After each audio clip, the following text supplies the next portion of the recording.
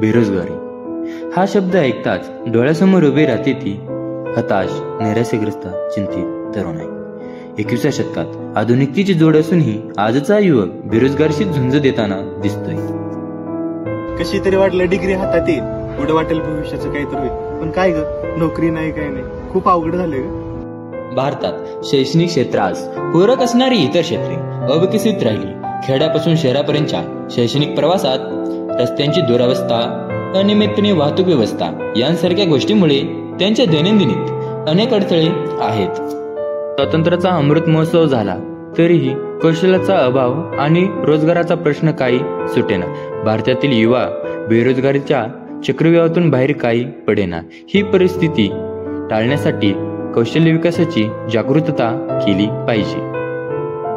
युवकांचा उद्योग, नोकरी, स्वयंरोजगारात सहभागाचा टक्का वाढावा यासाठी विविध कौशल्यांचा विकास करण्यासाठी बँकिंग, फूड इंडस्ट्री, वैद्यकीय क्षेत्रे इत्यादी विषयांचे प्रशिक्षण देण्यासाठी प्रारंभ केल्याने बेरोजगारीचे चित्रे पालटताना दिसत आहेत.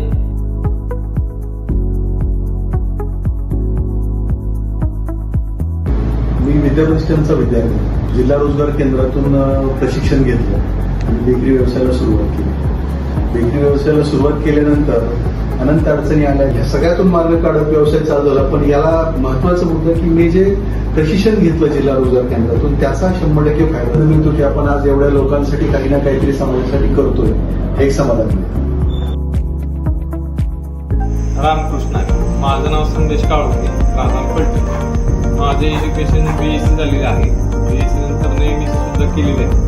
कर्तव्य टेक ओव्हर करायला ठरवल्यानंतर माझे मोठे बंधू सुप्रिया काळोखे यांच्यासोबत त्यांच्याबरोबर त्यांचं सहकार्य घेऊन आमच्या सुरुवातीला 2 बस होत्या. टोटल सर्व मिळून आता घेतलेल्या बस पकडून सुद्धा 35 बस झालेले आहेत. तसेच शारदा माझी गेली 28 वर्ष झाली न कोणत्याही तक्रारीची माझी बस सर्व्हिस आहे कॉलेजच्या पिकनिकसाठी. इंडस्ट्री सेक्टर्स कौशल्य असणाऱ्या तरुणांना रोजगाराची उपलब्धता करून देतात. कृषी विज्ञान केंद्र तसेच AI शैलीद्वारे अशा संस्थांमार्फत शेतकऱ्यांच्या शास्त्रशुद्ध पद्धतीने शेतीविषयी उत्कृष्ट दर्जाचे मार्गदर्शन मिळते.